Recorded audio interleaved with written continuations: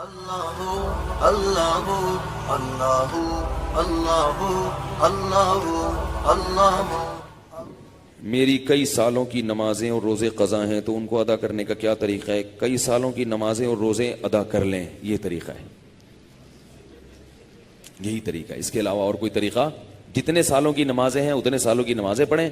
نماز پڑھنے کا طریقہ یہ ہوگا کہ جب آپ فجر پڑھ رہے ہیں تو آپ یہ نیت کریں گے کہ میرے ذمے فجر کی جتنی نمازیں قضا ہیں ان میں جو نماز سب سے پہلے نمبر پہ آتی ہے میں وہ پڑھ رہا ہوں یا پڑھ رہی ہوں، ٹھیک ہے نا؟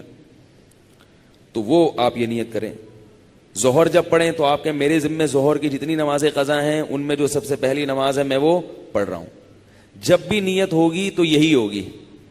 جب آپ دوبارہ فجر پڑھیں گے پھر آپ یہی نیت کریں گے میرے ذمے فجر کی جتنی نمازیں ہیں ان میں سب سے پہلی نماز، کیونکہ وہ جو آپ نے پڑھ لی ہے نا وہ تو ذمے میں رہی نہیں ہے، نہیں آ رہی نا، وہ تو ذمے میں رہی نہیں ہے، تو وہ خود بخود دوسری نماز پہلے نمبر پہ آ جائے گی ان نمازوں میں جو آپ کے ذمے میں ہیں، سمجھ رہے ہو؟ اسی طرح آپ ایک ڈائری میں نوٹ کر لیں کہ کتنے سال کی نمازیں، اندازہ ہی ہوگا، یقین تو نہیں ہو سکتا، کتنی سال کی فجر ہے۔ بعض لوگ فجر کم پڑھتے ہیں ظہر زیادہ پڑھتے ہیں تو وہ ظہر کم رکھیں فجر زیادہ رکھیں، ٹھیک ہے نا؟ تو جمعے کتنے آئے ہیں یہ سارا حساب کر کے ایک اندازہ ہی ہوگا، اس کا یقین نہیں ہو سکتا، تو اندازے سے کر لیں اور جتنی جتنی نمازیں پڑھتے جائیں ڈائری میں سے وہ کاٹتے جائیں۔ بعض لوگ ڈائری کا نظام نہیں رکھتے، حافظے پر اعتماد کرتے ہیں، وہ ساری زندگی کنفیوز رہتے ہیں، پڑھتے رہتے ہیں، ان کو یہ نہیں پتا چلتا کہ ہوئی ہے کہ نہیں ہوئی ہے۔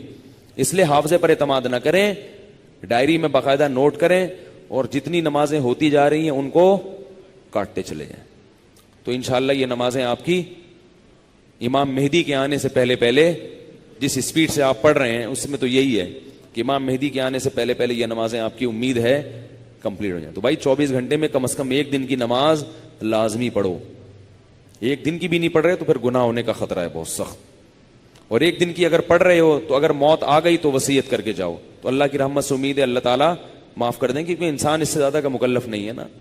اب ایک دن میں 5 نمازیں فرض بھی پڑھنی ہے پھر قضا بھی پڑھنی ہے تو اور بھی تو کام کرنے ہیں نا۔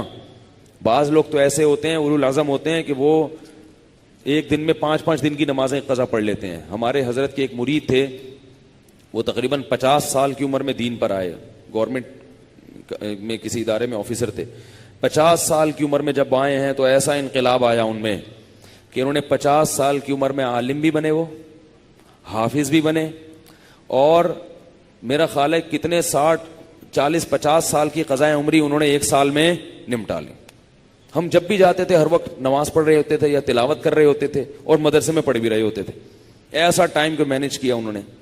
تو ایسے لوگ بھی ہیں لیکن بہرحال شارٹ ہیں ایسے لوگ، تو آپ ایسے نہ بنیں، اتنا ہی کر لیں کہ 24 گھنٹے میں کم از کم ایک دن کی۔ پھر قضاء عمری پڑھنے کا کوئی ٹائم متعین نہیں ہے، فجر کے وقت میں ظہر کی پڑھ سکتے ہو، ظہر کے وقت میں فجر کی پڑھ سکتے ہو، مکروہ وقت نہ ہو۔